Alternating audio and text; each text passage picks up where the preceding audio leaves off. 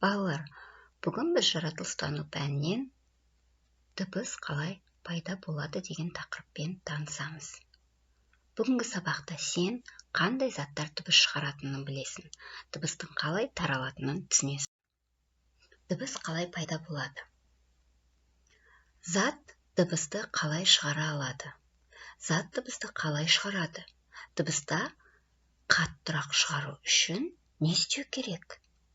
Мысалы, қандай да бір зат белгілі бір жүйеде қозғалысқа түссе, біз оны тербеліс деп атаймыз. Тербеліс жиі қозғалысқа түскен сайын дыбыстар жоғары болады. Суреттерге назар аударайық. Дыбыс көзінен шыққан дыбыс жан-жаққа таралады. Дыбыс әртүрлі жерде бірдей жылдамдықпен тарай ма? Дыбыс көзінен шыққан дыбыс жан-жаққа таралады. Дыбыс әртүрлі жерде бірдей жылдамдықпен тарамайды. Өйткені дыбыс ол жылдамдыққа байланысты.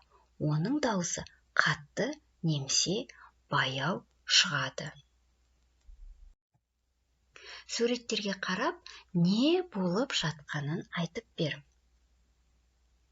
Балалар, мына суреттерге назар аударайық. Бірінші суретте не бейнеленген? Бұл суретте балалар жерді тыңдап тұр.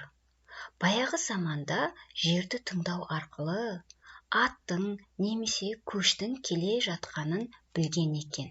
Осы суретте сол жағдай бейнеленген. Екінші суретке назар аударайық. Дельфиндер дыбыс шығарып жатыр.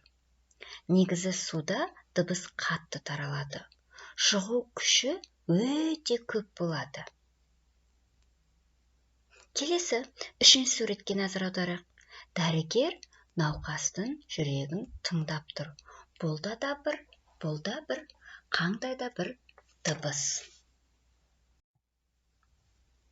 Енді балалар, жоғары төмен масалар мен зауза қоңыздар ұшқан кезде дыбыс шығарады.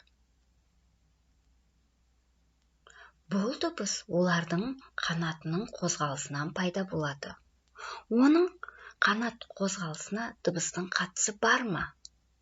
Болса қандай? Жаңа біз айтып өткендей, тербеліс қозғалысы жиі болған сайын дыбыстың дауысы да жоғары болады. Сондықтан қанат қозғалысы тікелей дыбыстың қатты шығуына әсер етеді. Осыны есімізге сақтап жүрейік, балалар. Сен білесің бе? Театр ғимаратын ерекше жобамен салады. Қабырғасы мен төбесінің пішіні көрермен залына дыбыстың біркелкі таралуын қамтамасыз етеді.